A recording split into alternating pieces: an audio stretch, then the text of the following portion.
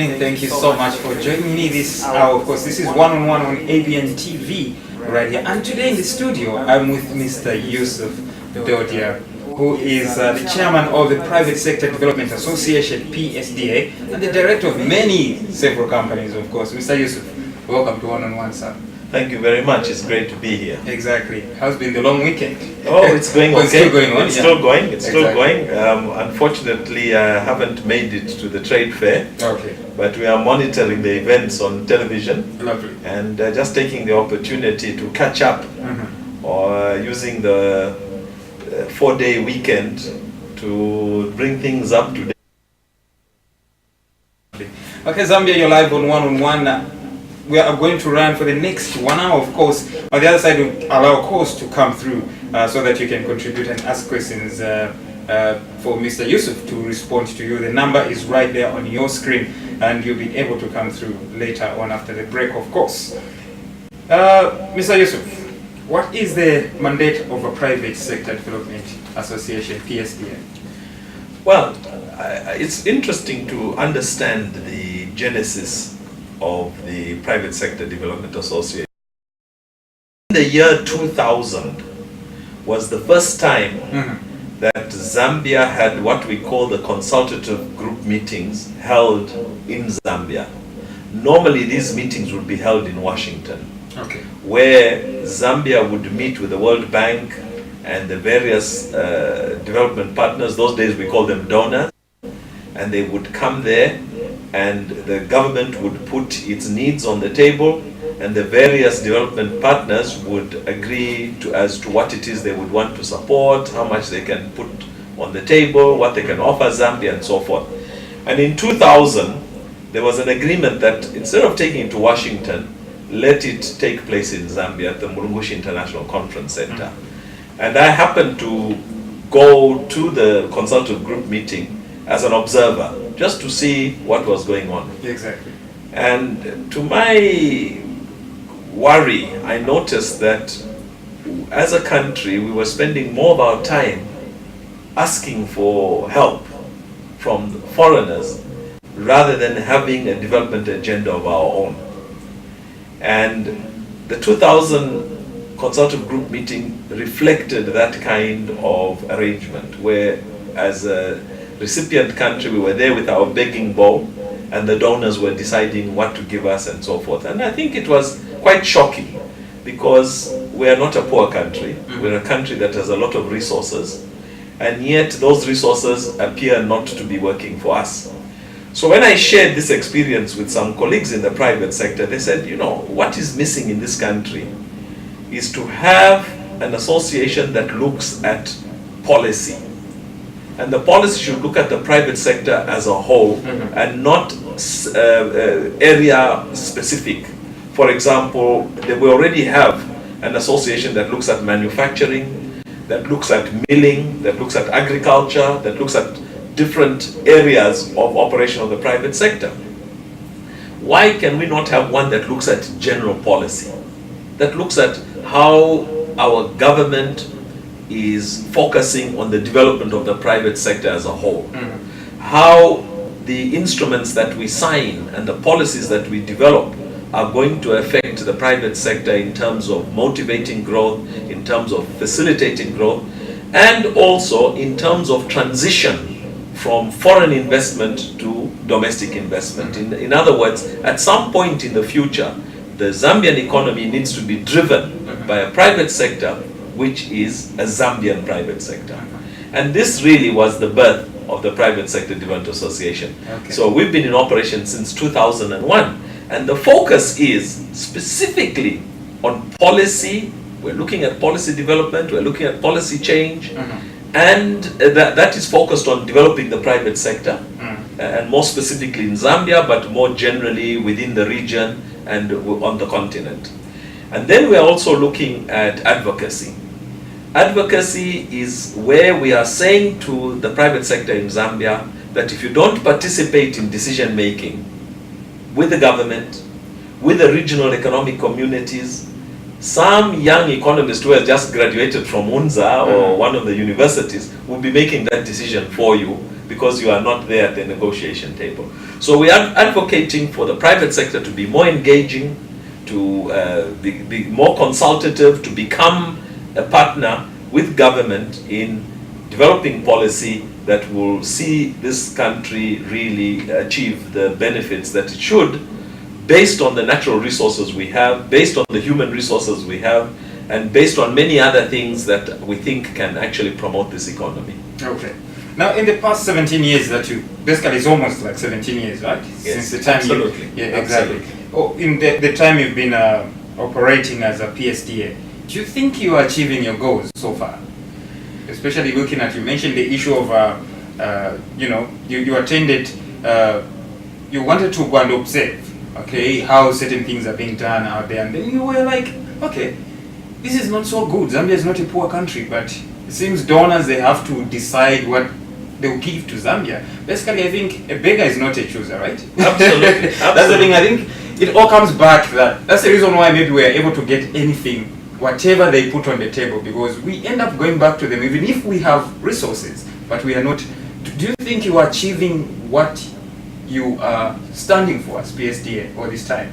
17 years in the game. Yes, I think we need to recognize, and somebody once said, some very famous philosopher said that a journey of 1,000 kilometers starts with a single step. And I think at PSDA, that's how we look at it, that this is a very long journey, and we should measure our successes on a step-by-step basis, rather than say, in 3 months we'll reach there. And I think that on that step-by-step basis, we have done reasonably well. We can definitely do much, much better. Okay. The Private Sector Development Association, its success is measured by the amount of input that its members put in. Okay. Because it's a non-funded association, has no bank account. It is just volunteer membership, where people come on board and say, look, I feel strongly about this and I want to participate and I want to contribute my time and energy to the cause of the development of the Zambian economy. Now, how do we measure our success? We generally measure our success by either hearing people in positions of power, in the corridors of power, repeating what it is we have been saying. So rather than saying, oh, I came up with that idea, or we came up with that idea, we just say, oh no, that minister has picked up the message and is running with it. Okay. That permanent secretary has picked up the message and is running with it. That's a success. Because the success is about achieving the goals and not about who is the person behind it. So that's one. The second one is that we see that regularly we are invited by various institutions, whether it's the World Bank or members of the Development Partnership Community. We are, as a government, you know, Ministry of Commerce, Ministry of Mines, various other ministries, inviting us to various meetings, consultative meetings, validation meetings, so that we can, our voice can be heard. Invitations to budget preparation mechanisms. So these are all indicators that somebody thinks that you have something useful to say and to contribute, and they invite you to the discussion table. And I think that in itself is a success. Okay. And the third one is that we find ourselves usually at the beginning, well, at the end of the year, in the last month of the year, usually in December, we tend to receive a lot of invitations from Parliament asking us to contribute to debates that are going on in Parliament. For example, you know, a committee that is looking at the privatization of ZESCO. We were asked to give an opinion. Okay. So we find that in January we are normally making submissions to parliamentary committees on various different topics that are of economic importance to the country. And I think that one may turn around and say, no, but you are not changing, revolutionizing the change of the private sector in Zambia. And as I said, you know, it's a single step at a time, and dialogue must lead to some kind of action, which leads to some kind of implementation program as time goes. And I think that we're on the right track.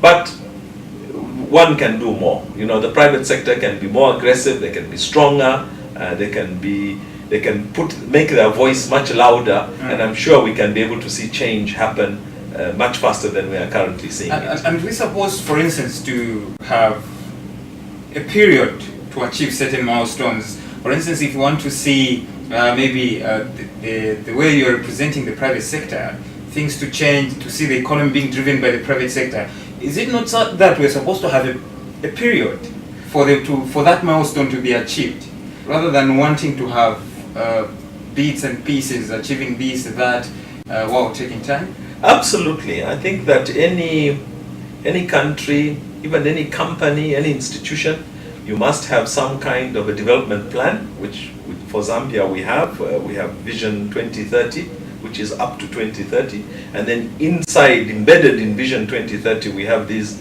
national development plans. And as you are aware, just last week we launched as a nation the 7th National Development Plan, yes, which are generally 5-year plans until we get to 2030. And in these 5 years, there are certain goals that are being set that need to be achieved.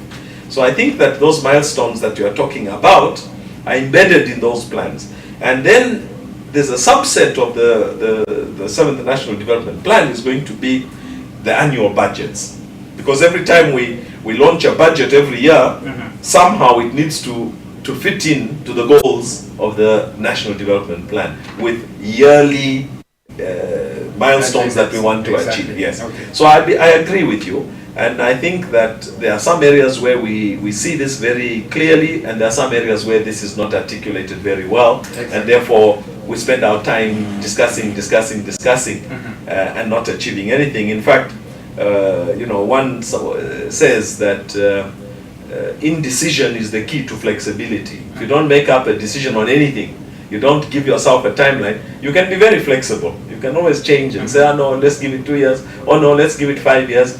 So it's better as any nation and any organization to set these benchmarks and try to achieve them. And I think that in areas where we've not done that, we have seen that development has actually lagged behind and we haven't made much progress. Lovely.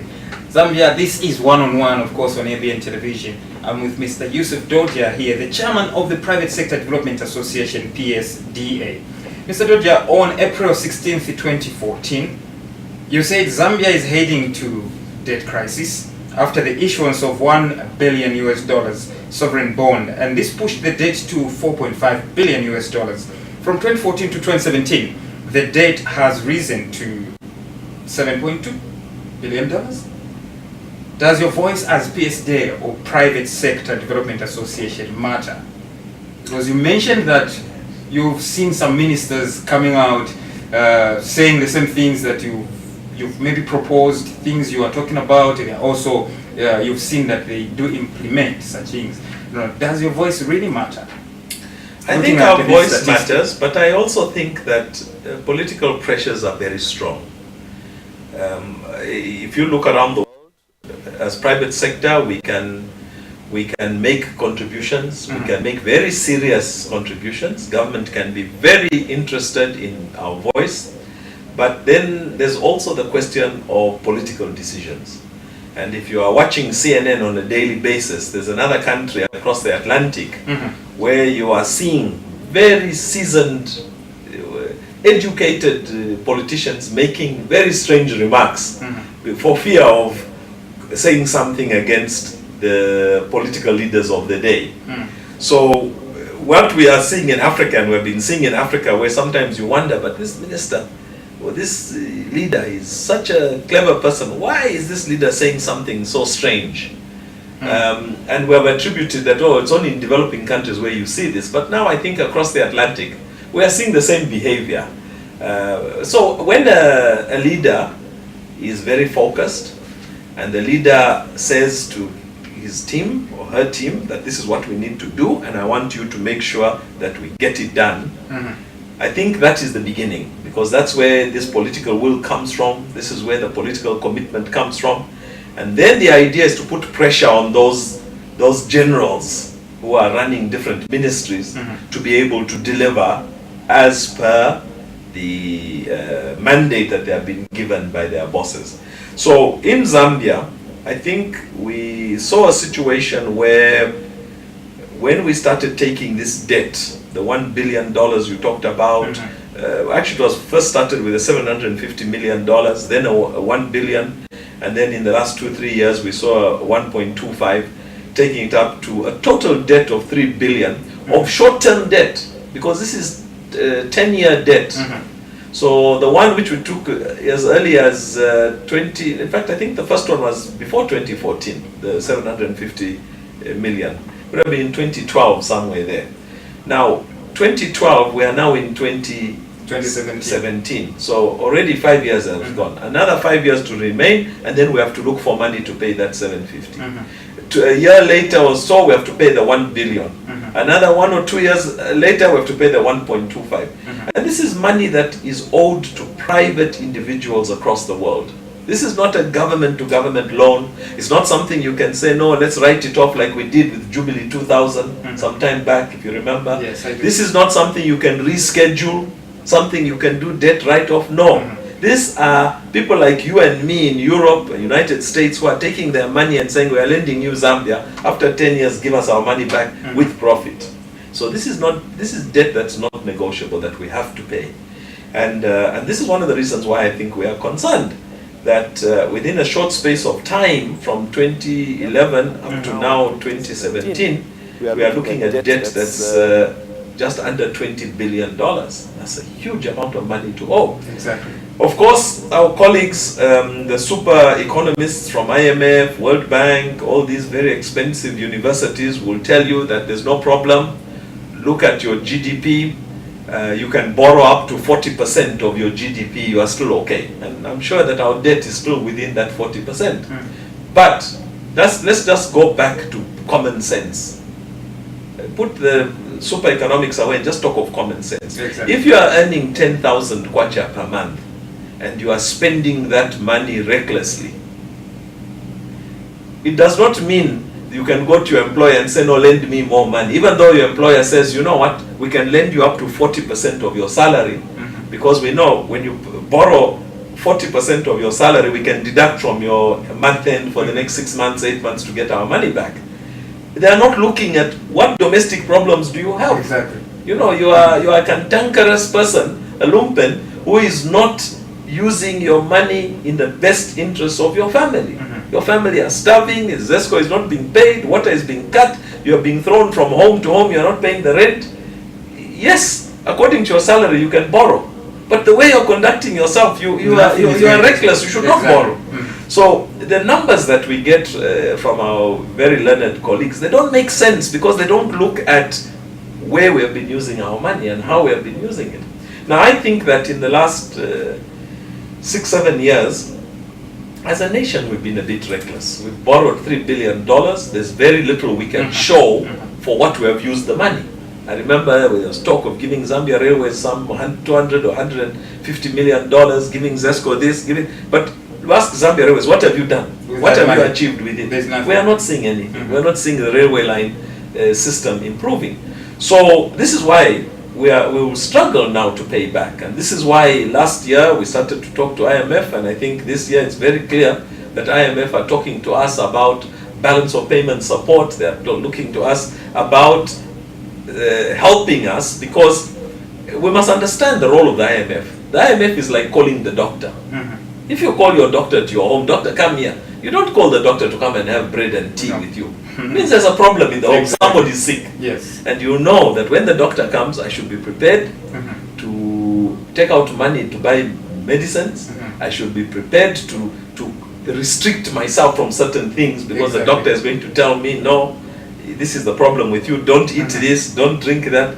And that's exactly what's the situation with us in Zambia. Yes, that the IMF are saying to us, hey, take it easy, you have not been doing this correctly, you have not been doing that correctly, you need to do this, you need to do that for you to come out of your current debt crisis. And I think that's where we are. Now, borrowing money in itself is not a bad thing. If you want to grow, any business wants to grow. If you say, oh, from my profits, I will continue reinvesting, it will take you 30 years to go from micro business to SME, small and medium enterprise. But if you are a small business and you have access to the bank, where you are making, say, five brooms a week at your small factory in Soweto, or in Kalingalinga or in Garden, with a loan from the bank, you can have machinery to make these brooms, and you are making 1,000 a day. And you are supplying the whole of Zambia, you're exporting into the region. So you move from a very small organization into a mega industrial corporation with loan. But that is because you are using the money constructively. Okay. You see? So borrowing is not a bad thing. It's how you use, the money. And I think that in Zambia, we may have missed the point in some areas, because we are not seeing the benefit of us going from a $6 billion debt around 2011 to 17 billion today, and saying to ourselves, but what do we have to show for it? You know, apart from the roads which we have built. I mean, yes, we have got some good roads which have come up, which are a reflection of some investment, but I don't think what we are seeing is reflecting the debt that we have taken.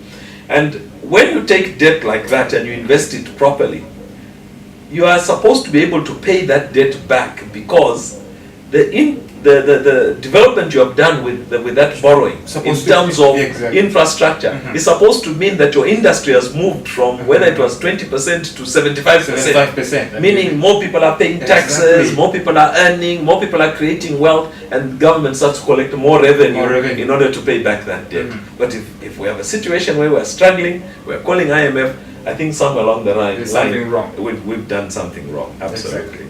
All right. Now, does the private sector get consulted before government effects any tax or tariff changes? I think they do, but I just want to touch a little bit on debt. You know, because we tend to get stuck with the debt of foreigners. If we are somewhere around $17 billion worth of foreign debt, we must be in excess of 30 billion kwacha of domestic debt. Now, foreign debt is money you owe to people outside. Your only problem is to say, if we don't pay them, they are going to attack us, you know, whether it take you to court or whatever it is. But your domestic debt has even a more damaging effect. Because if your contractors, your suppliers of food to the prisons, your suppliers of toner cartridges and furniture and what have you, that are supplying the public sector, the government machinery, is not being paid, 30 billion kwacha, 40 billion kwacha, it means you have got Zambians who cannot no longer develop the economy. It's like you have taken good Zambians and you put them in the hospital and you've tied their hands. Exactly. They want to work, but they can't work. Function. Yes, because when you pay them, they will be able to continue to invest in this economy. If you don't pay them, they can't invest in the economy. Whereas the foreigner, if you don't pay them, you have a liability of that debt. You can be taken to court. If you pay them, it's money going out of the economy. In the domestic situation, is you are just stimulating the growth of the economy by paying these people. So very, very important that our domestic debt needs to be serviced so that our people can continue to invest in our own economy. But as an analyst, as an expert, what do you think is the major problem? Why? It seems government is it's paying more attention to the foreign debt rather than the... don't you think it's supposed to be handled both ways? Low internal debt or domestic debt and the foreign debt we have? It should be, but you know, with everything you prioritize. Even when you have Congolese, you know, you owe money. Yes. You will see, that one, if I don't pay Zesco, they will cut my electricity. I'll suffer the consequences. But if I don't pay my grocery bill, he will refuse to give me more groceries. Next time, I'll just go to the market for the next 1 month and buy to my Pamelas or whatever it is to survive, you see. So I think that in our case, recognizing that the foreign debt has an impact on our capacity to borrow more, it has an impact on political pressure on our government in terms of ratings. You know, you have these Fitch ratings and Standard & Poor ratings, which mean that when we want to borrow money, the price of that money goes up. If we want help from outside, they say debt is too high, we cannot help you. So there's a lot of other implications with the foreign debt, because it's connected to very influential institutions outside Zambia, whether it's IMF, whether it's EU, whether it's some of our cooperating partners. And we must recognize that if we look at the 2017 budget, 27% of the 2017 budget is supposed to be financed by grants and foreign financing. So when you don't service that debt, that 27% of the budget will not come, which is about 20 billion kwacha. It will not But come. what good is it? So which means you can't finance your budget, because you are saying, for me to finance my budget, I need my colleagues to help me and make sure what they promised me they should give me. Now your colleagues are saying, no, no, no, the way you have been performing, we are not giving you this money. Which means you are going from bad to worse, isn't it? Because now you are failing to pay your salaries, you are failing to meet your monthly obligations as a nation. So that is where maybe the pressure comes from. I cannot say that it's complete, but that's roughly where it comes from. Because we are looking at, out of a 64 billion kwacha budget, about 46 billion is being raised by domestic taxes and you know, just local revenue collection. And just under 20 billion kwacha is coming in as foreign financing and grants. So that's a huge amount. I mean, it's 50% of what we are going to collect domestically. So you have to be very careful how you deal with it. Okay. Yeah, but you know, to touch on your issue of consultation, yes, the private sector is generally consulted when we are looking at budgets. Like now we're in July. This is the month when the government will put out some notices in the media and say we're inviting submissions to the 2018 budget exactly. and so forth. And these consultations go on, but they are what they are, consultations. Okay. At the end of the day, the government, which is answerable to the people of Zambia, has to make some hard decisions. Yes, we've received all these submissions, but yes, we think the way forward is like this, and we need to do this, that, and sometimes these things get left out. For example, I think when we had the United Nations General Assembly on tourism in Zambia some few years ago, many of us cried that, look, if you want to bring in a stimulus for tourism in Zambia, let's do it after the General Assembly. General Assembly was in Livingstone and Victoria Falls town. Yes. Once the whole world has noticed that Zambia is now, you know, firmly being spotlighted on the tourism map. It is the preceding, you know, after this event, that government could have gone in and say, okay, now if you are bringing in this thing for tourism, it's duty free. If you are doing this for tourism, it's duty free. To make sure that that stimulus, that impetus which was generated by the General Assembly, is the one that is going to continue to be driven with investment in tourism in Zambia. Okay. I expect, had we done it correctly then, would have looked at tourism opening up in Western Province, you know, the Mongo floodplains, and there's so much we could do that side. We could see a lot of tourism being developed in Luapula with the waterfalls in Tumbachushi, Kabwelume, Lumangwe Falls, Samfia Beach. Yeah, we would see something happening in Northern Province. You know, the whole of Lake Tanganyika is largely unexplored as far as Zambian tourism is concerned. There are about 8 waterfalls in Northern and Muchinga provinces that have really not been converted into major tourist attractions. So, yes, we talk with government.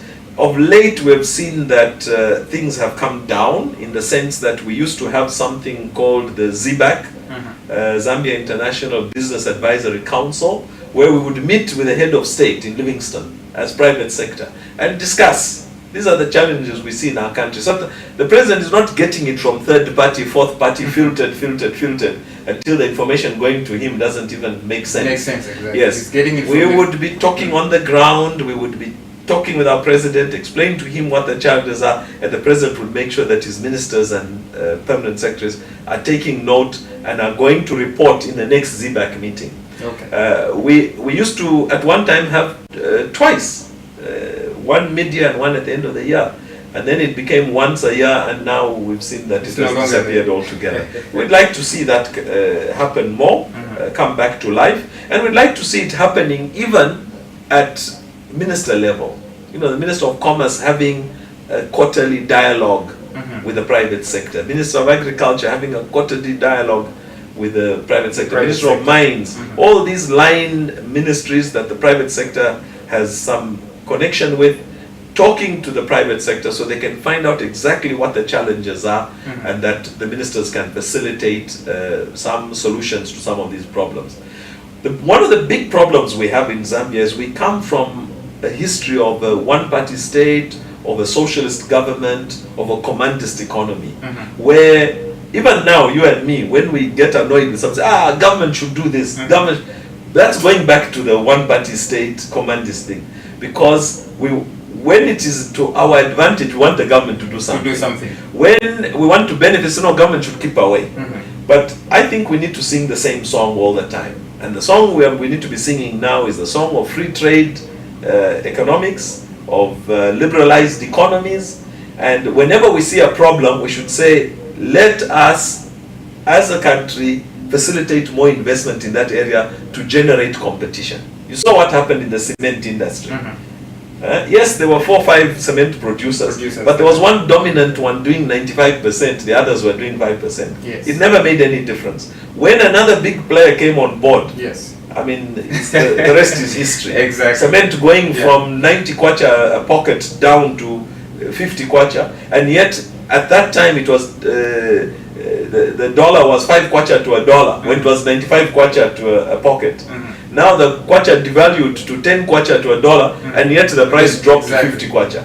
Showing you that the reality on the ground is that when there's competition, the private sector will know what to do to survive. Where they are telling you we are struggling, you find somehow they are managing. And I think that we need to change our attitude. As a government, we need to say, the private sector, the people who make the money, that pay the taxes, that me as a civil servant, I get paid.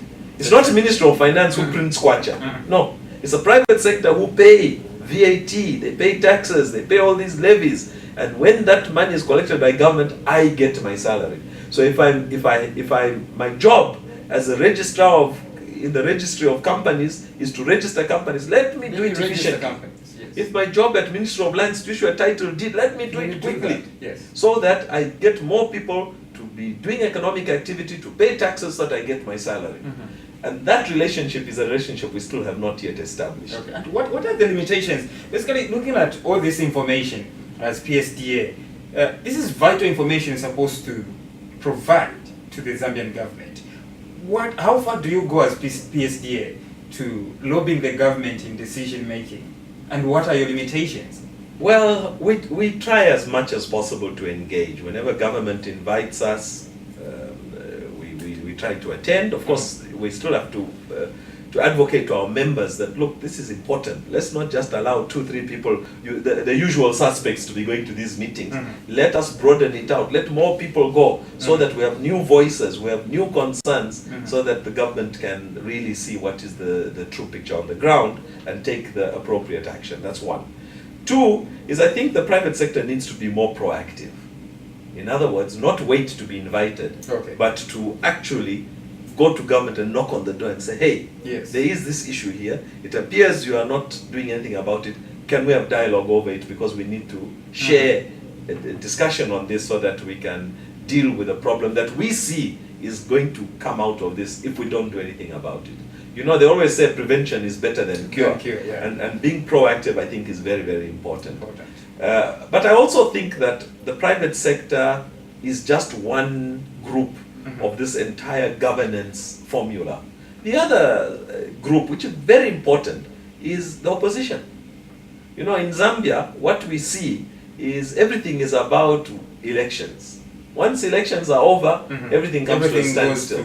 The role of the opposition sitting in parliament is they are the ones who are passing bills, turning them into acts. They are the ones who are agreeing to changes that are being done by government. You know, there are many appointments in government, there are many developments in government that need parliamentary approval.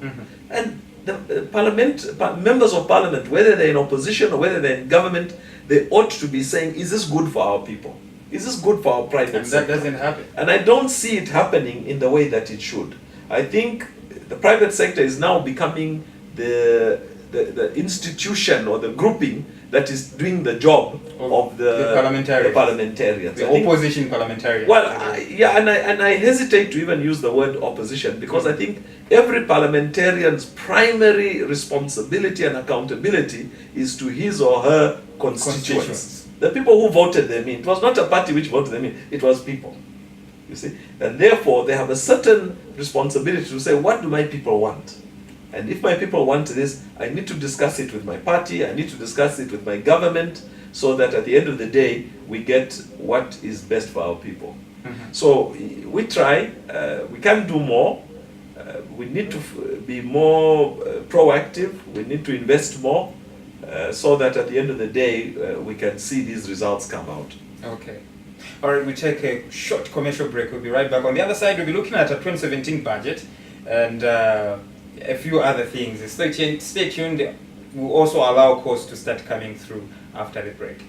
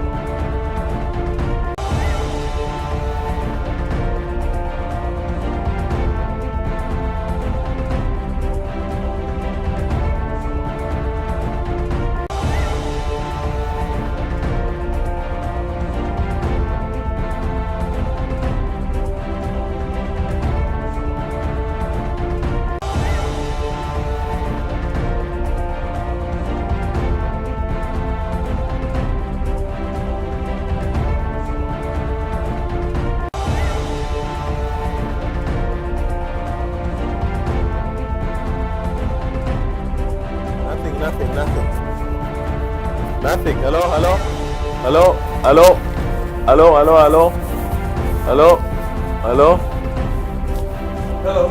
How's that? It's okay?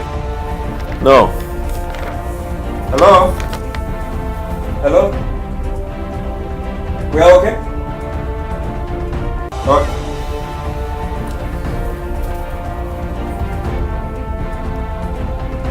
Just to test, huh?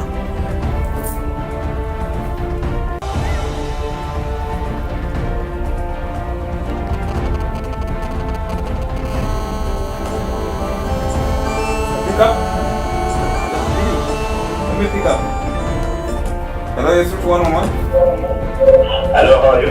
Very fine, how are you? Yes, I'm calling from Chilanda. Okay, can you hear me clearly? Can you hear me? Yes, we can hear you. Can you hear me clearly? Okay, thank you. Okay.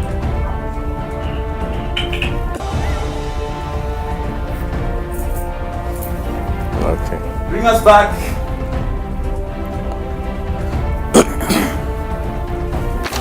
Okay, no problem.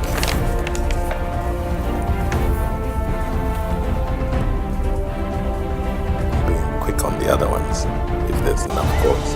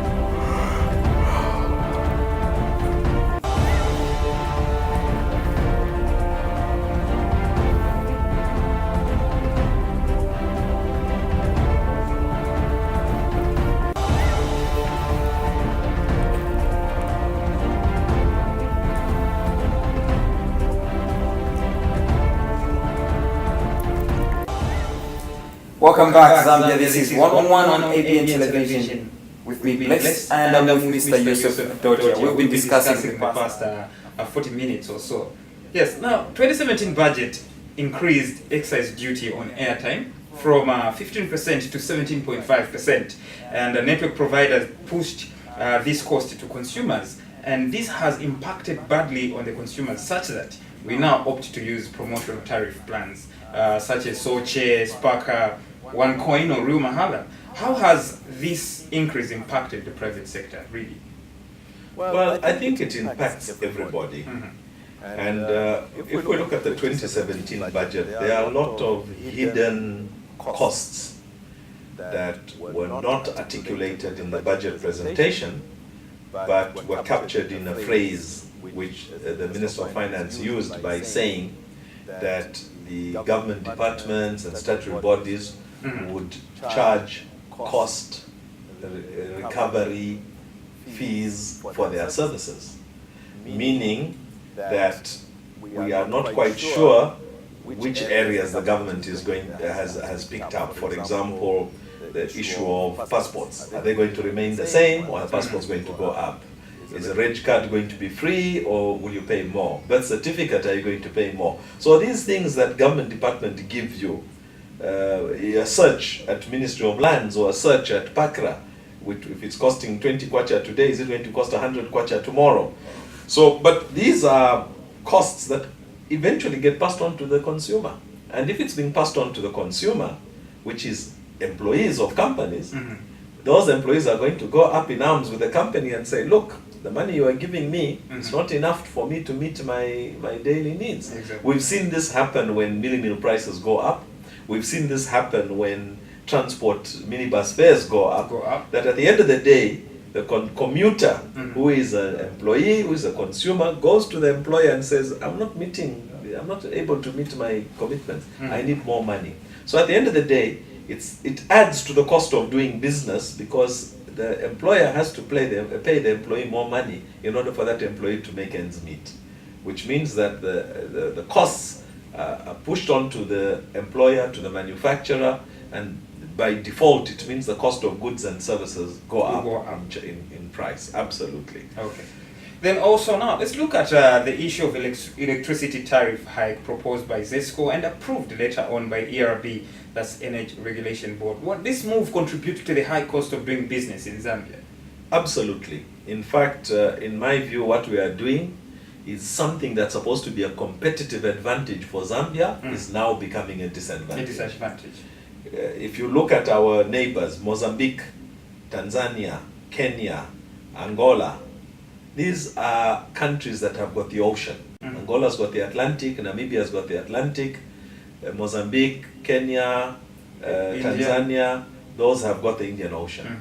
There's no way that the Tanzanian government is going to say, okay, from now on, if you want to ship a container from Tanzania to China, you are going to pay this amount of money, because Zambia is paying so much when they are air freighting their goods.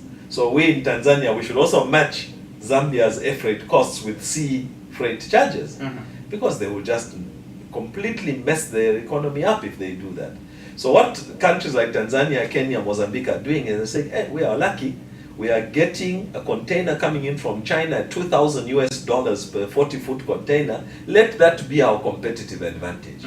A country like Zambia, from the 2,000 which is landing in Dar es Salaam or in Beira or in Durban, they have to ship that container by truck or train into Lusaka. Therefore, our manufacturers in Dar es Salaam are going to be much more efficient than the manufacturer in Zambia. In Zambia, it's true. Because of the Zambian manufacturers got the added cost. And you won't believe this. The cost of moving a container from Dar es Salaam to Lusaka is between $7,000 and $8,000 US. 3 times almost the price of moving it from China to Dar es Salaam. So if you are producing bottles, these bottles for water, plastic bottles, the Tanzanian producer is much cheaper than the Zambian producer. Yes. So they are using that as their competitive advantage. We should be countering and saying, okay, you might be cheaper on transport, but we are cheaper on electricity. The amount of electricity you are going to be using in your factory, compare it with the transport costs that you have saved.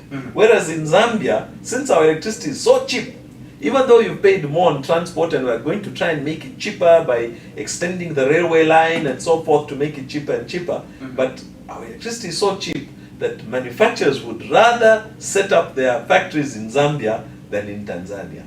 But unfortunately, this is not how we are thinking. We are thinking that no, our friends in the region are paying more for electricity, even us. We have to do that. We should do the Is same. it not the pressure coming from the issue of coming on board of IMF and the World Bank Probably, and all that? Yeah. probably, and also part of this strange attitude or idea. You know, sometimes when you go to school, you miss the obvious of thinking that you can get the private sector to run the energy sector.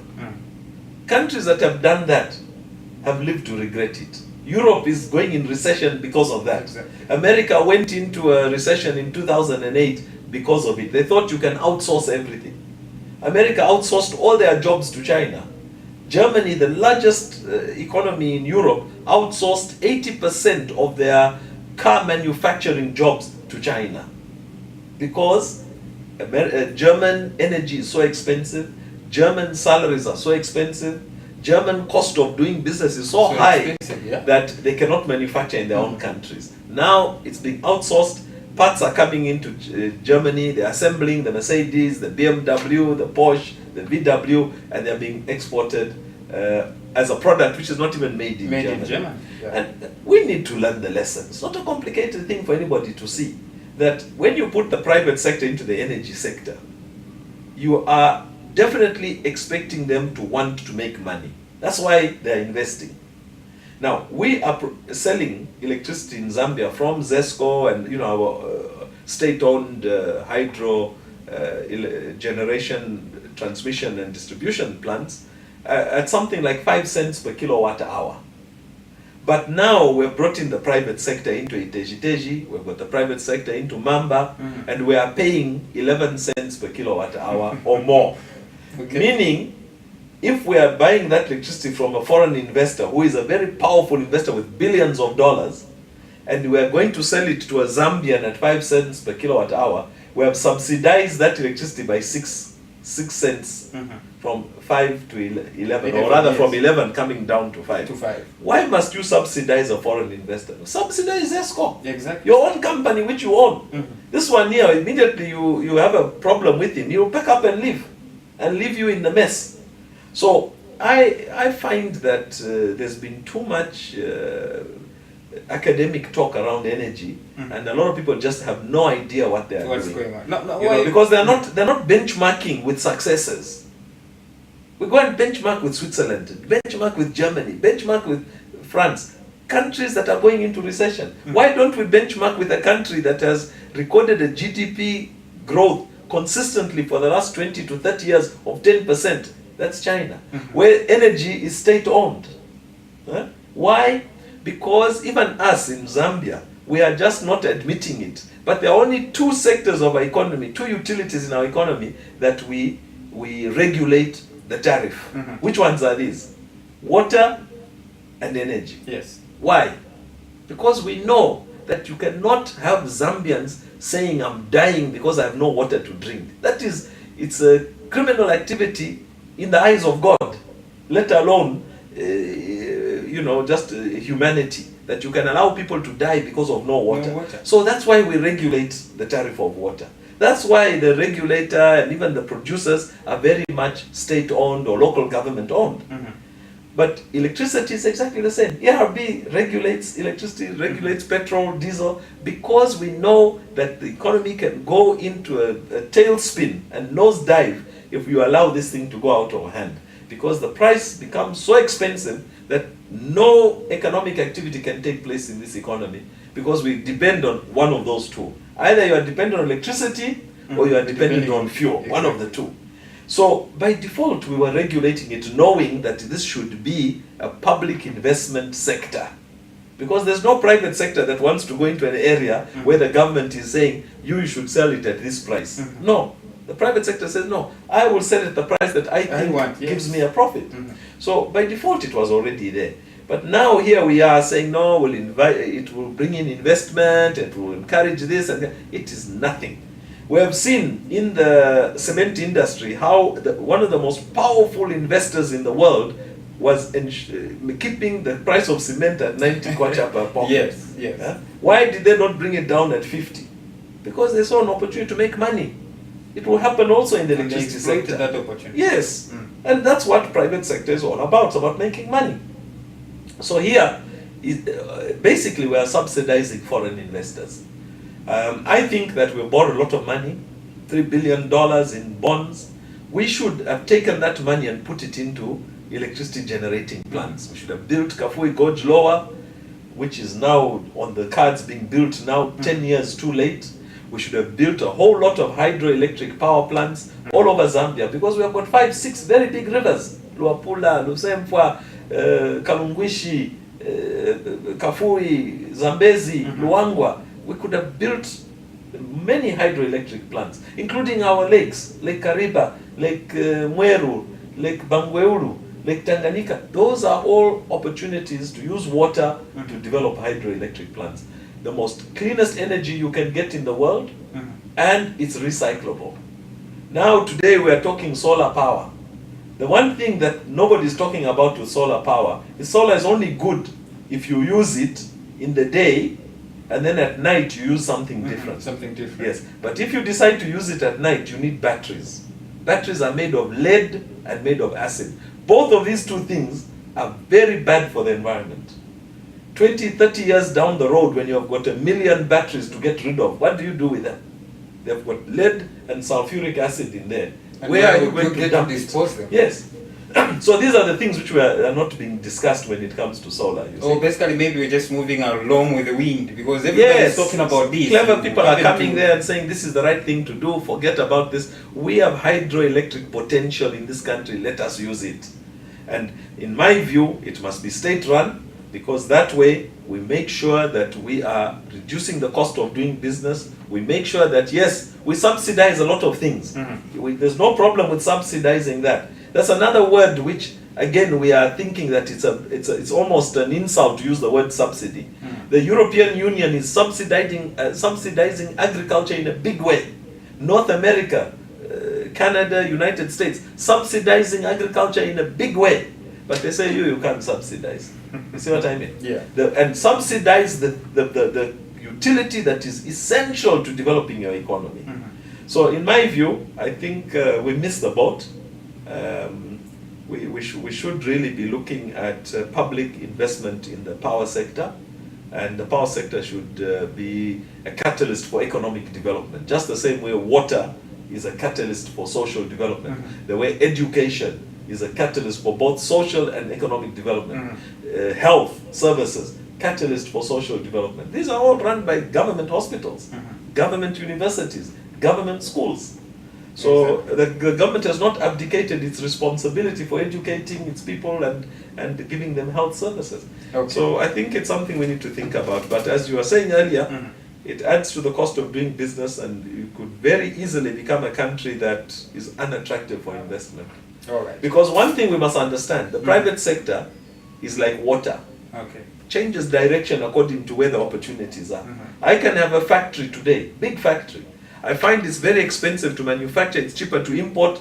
I just remove all my machinery, sell it. You saw what happened, Rover, Zambia, all these companies that were on the copper belt. They sold all their machinery overnight and turned their factories into warehouses, imported your Colgate and your Vaseline and your baby lotion, and started selling them as a trader and no longer as a manufacturer. Absolutely. Okay, so we are running out of time, so we'll be concluding. The number is on your screen. You can come through, ask 1 or 2 questions, and let Mr. Dodia answer that. Now, 2017 budget, sir, to spend a total of 64.50 billion kwacha, all right, or 27.7% of the GDP. In terms of financing the budget, 42.9 billion kwacha would be through domestic revenues, then the 2.23 billion kwacha through grants from cooperating partners, and the 19.33 billion kwacha through debt financing from domestic and external sources. Approximately what percentage will the private sector contribute towards domestic revenue collection? Well, as you say, 43 billion is domestic collection. If you look at domestic collection, almost all of it is private sector. Because when you look at it, domestic collection comes from where? It comes from pay as you earn, which is tax on your salary. Exactly. That salary you are getting from the private sector. Even if you are in government, that salary you are getting is from the private sector paying tax, and then that tax goes to Ministry of Finance, and Ministry of Finance pays you a salary. So PAYE is private sector, VAT is private sector, customs is private sector, corporate tax is private sector. These are all the areas that government is I think we have a call. We need to check that one. Hello, caller. Good evening. Hello. Hello. Hello.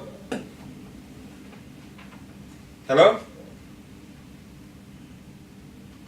Okay, it seems we've lost that one.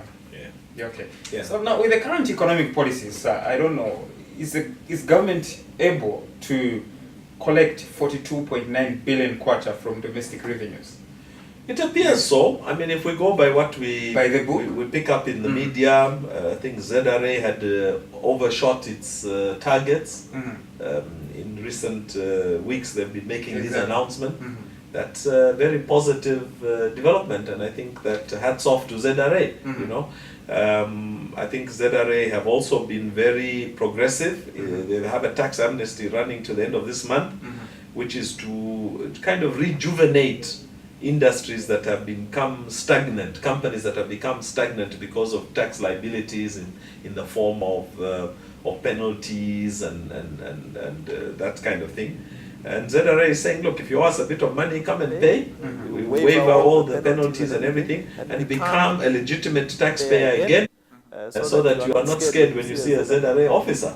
And I think that is very good. It's something we've talked about as private sector for many years, and I'm hats off again to ZRA for taking the initiative to adopt this. It's not rocket science. South Africa does it every 5-10 years as a regular exercise.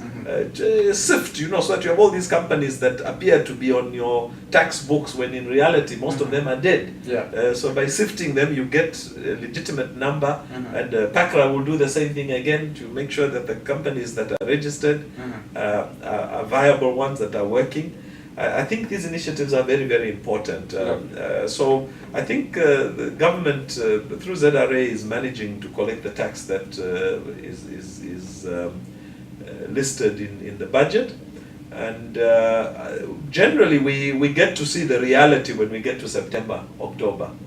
Because if government is going to start issuing treasury bills and bonds with heavy yields, yield means the profit to the person, the interest to the person who buys it. And if it's very big, then you know that the government is in trouble, because they don't want you to put your money in the bank. They would rather you buy treasury bills and you lend the government money so that the government can finance its budget. So we can only see that around October as we come to the last quarter. And I'm sure Parliament makes announcements at that time to see whether we've been on track or not. Okay. So we wait and see. That's beautiful. Now, last question, sir. What effect will the limitation of 25,000 kwacha, the check clearance or transaction, have on the private sector? Yesterday, I received a message. Was it yesterday or on Friday? I received a message. You can only clear a check or have a deposited check minimum or maximum 25,000 kwacha. Above 25,000 kwacha, I don't know. Yes, I think, for me, I get a bit confused, because if you think about it, a check is an instruction by the owner of the account to pay somebody a certain amount of money. Yes. And if you take a typical check, for a company, might have two signatories. So they sign, pay this person 100,000 kwacha. Now, that person takes it to the bank, and when they deposit in their account, they are very happy that I've received the money because I've deposited in my account. Yes. Now, when you say, which is the scenario as it has been before the 25,000, is that up to 100,000 you could issue a check. Above 100,000, it's a direct bank transfer. You have to do a bank transfer. Now, if you look at the bank transfer, it's exactly the same document, but written on a white piece of paper. please transfer from our account number so and so To this to account. this account number so and so the amount of 200,000 kwacha. The same signature is signed. So it's a check but in an elaborate form of a piece of paper. So to me it sounds like maybe the banks are lazy. They don't check signatures properly. You find that the check has got a forged signature and that check goes through, then they are forced to refund that customer.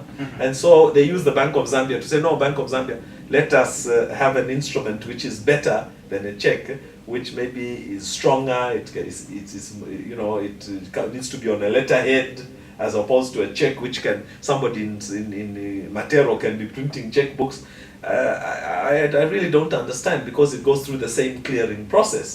Instead of it's also an interbank clearing, but this time it's a transfer that is done from one bank to another through telegraphic transfer or whatever they want to call it, whereas the other one is a check clearing mechanism. Might be a slightly different process, but essentially doing the same thing. Now we're trying to move from 100,000 to 25,000, meaning that many people in Zambia, the salaries will now be paid through this clearance mechanism instead of being given a check as a salary. Okay. And it might be a way of capturing the grey market, Okay. in the sense that some people get their salaries in cash and it's not seen through official accounts. That might be a mechanism to try and capture that grey market so that it can be taxed properly. But essentially, is it making a big difference to the way business are run? I don't think so. Okay. Yeah, I just think the difficulty with it is now you, the one who's paying, are taking responsibility for seeing that transaction through. If I wanted to pay you, I can't give you my letter to say take this to the bank to transfer from my account to yours. It is my official who would take it to the bank for authentication purposes. Okay. You see what I mean? You are just waiting to get the money. Yes. Whereas in the past, I would give you a check and I forget about you. It's up to you to go and deposit. If you don't deposit, that's exactly. My, yes. Yeah. So that's where the slight difference might be, is that it's more work for the institution that's issuing that bank transfer. But essentially, it doesn't really change anything. I don't think it makes a big difference. Thank you very much.